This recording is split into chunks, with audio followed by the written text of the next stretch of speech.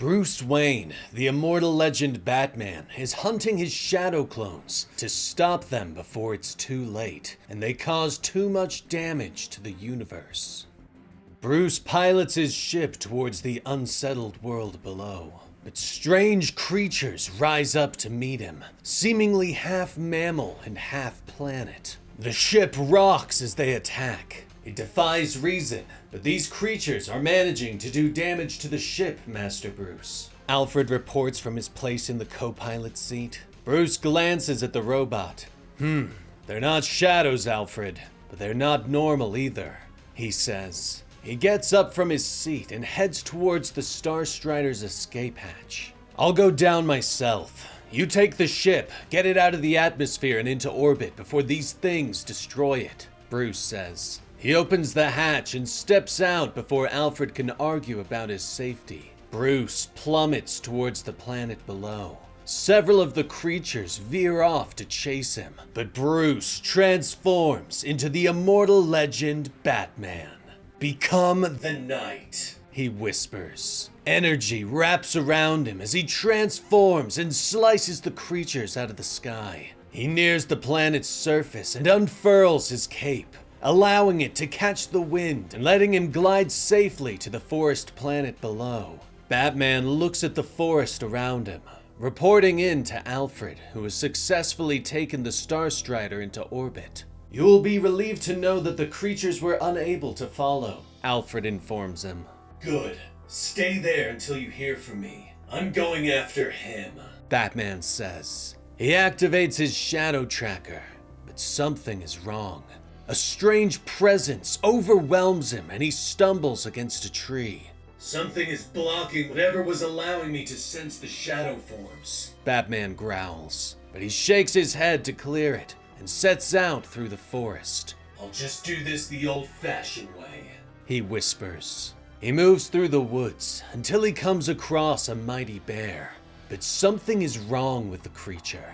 Strange growths appear on the creature's body, and maggots writhe in its opened wounds. The bear lets out a roar and stands, turning glowing eyes upon Batman. Batman throws his batarangs, but the bear charges him and knocks his aim off, headbutting Batman and slamming him into a tree. The bear rushes forward, raising a massive paw to slash the Dark Knight. But a tap of a button on his utility belt allows the batarangs to return, slashing into the back of the creature and killing it.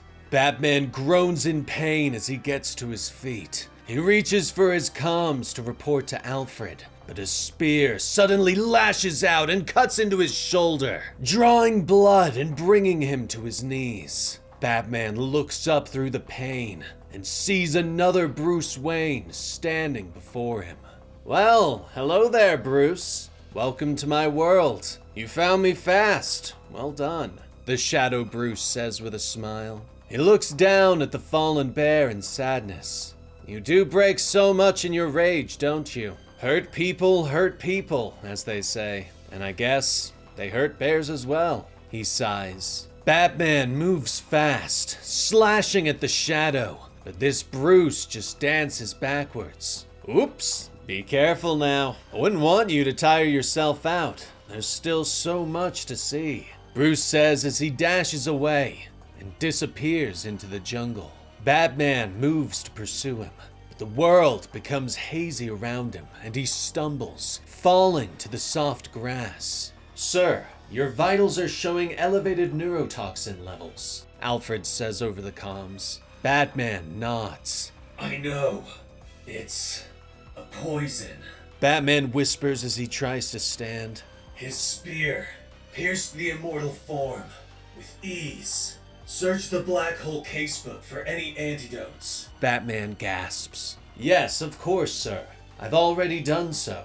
Unfortunately, there are no viable options. This is new, Alfred informs him. Batman doesn't understand. He reaches out a hand for the trees and begins to pull himself along. He is supposed to be getting stronger with every shadow that he defeats. It could simply be that the poison is incredibly powerful. It does seem to be infused with shadow energy. I worry that you do not have long before it finishes its work and kills you, Alfred tells him. Which you most certainly deserve. Batman stops at Alfred's words. What? He whispers. Wouldn't it be easier for everyone if you were gone?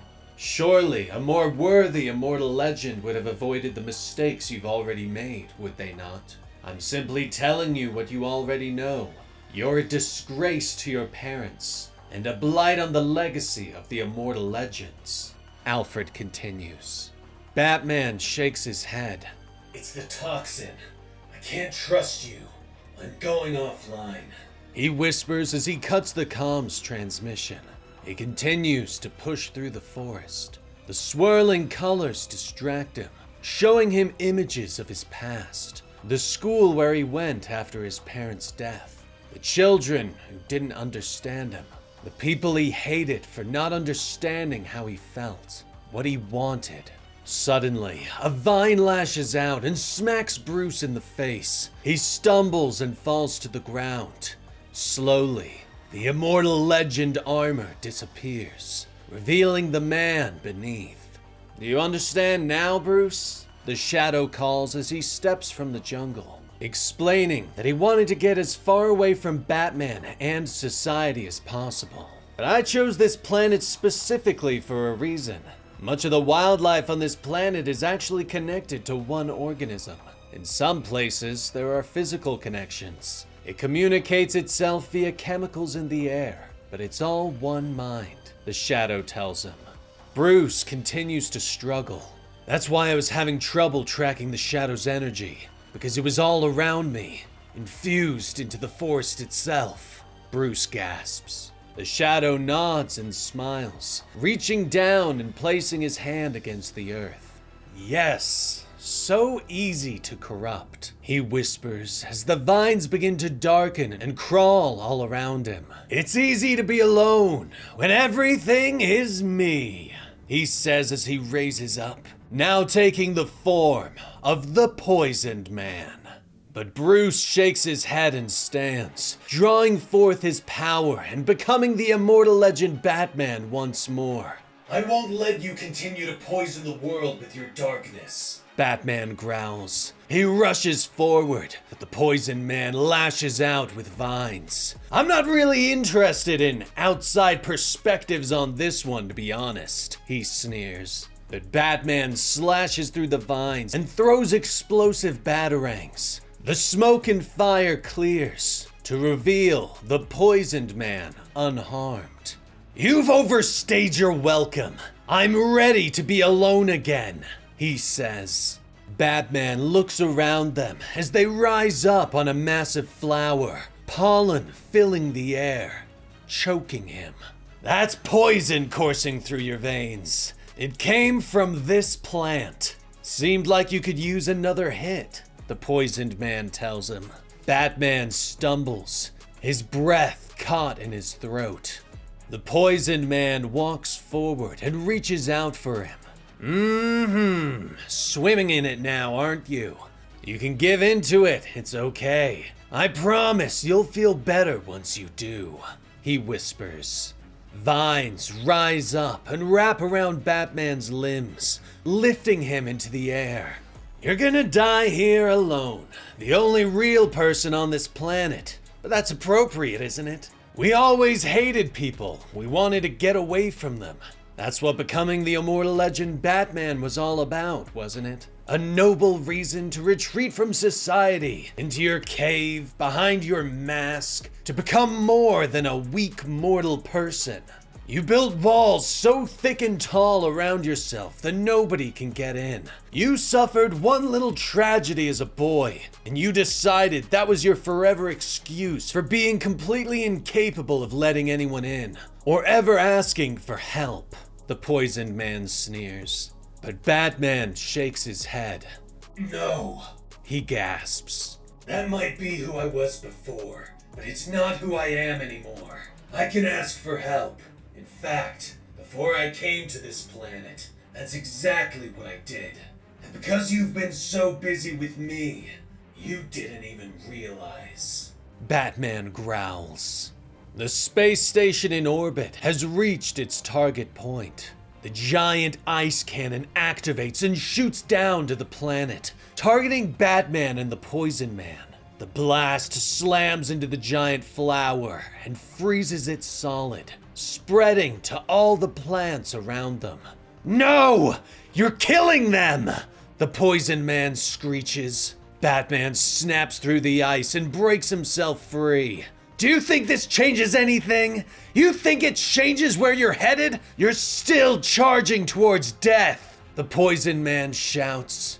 Batman nods. "I know," he whispers as he launches forward, using his powerful bat press kick to destroy the shadow creature. And the force of the blast destroys the frozen flower. Later, Batman returns to the space station, where he finds the Frozen Man. "Thank you for coming," Batman tells him. The Frozen Man turns to him, watching from behind the protective screen of his suit. "You didn't kill me when you probably should have, so I figured helping out is the least I can do," the Frozen Man tells him. He motions Batman and Alfred to follow him so he can show them the project that he has been working on. A machine opens up and frost drifts through the air as the Frozen Man reaches for the crystal within. The universe's first synthetically created Henshinite, and the only one not in the possession of Luthor Unlimited, the Frozen Man says as he holds it out to Batman. "Thank you. I need to be prepared," Batman tells him. "Why?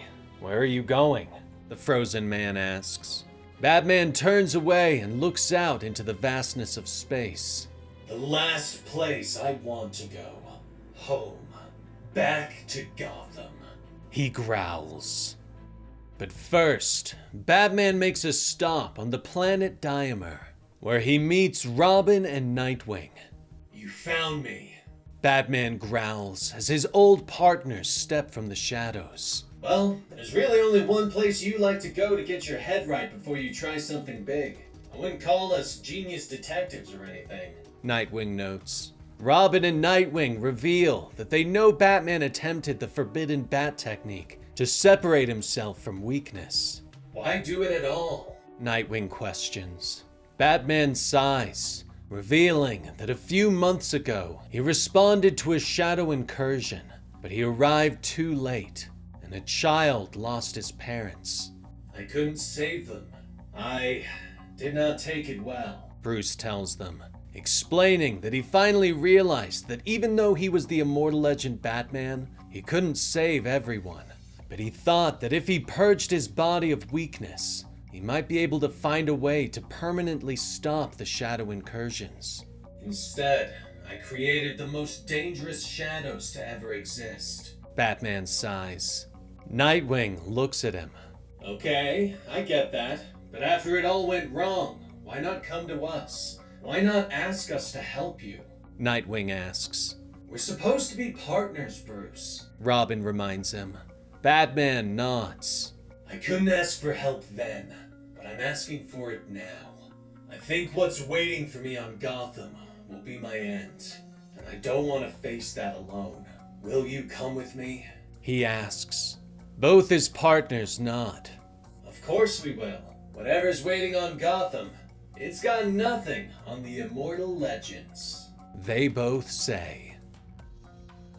And that was the complete story for Immortal Legend Batman issue 4 by Kyle Higgins. Soon, they finally go to Gotham. What shadow is going to be waiting for them there? We'll just have to wait and see. But let me know your thoughts on today's video down below, and like and subscribe to help out the channel. I'm Dan with Comicstorian, and we will see you next time. Rest in peace, Benny.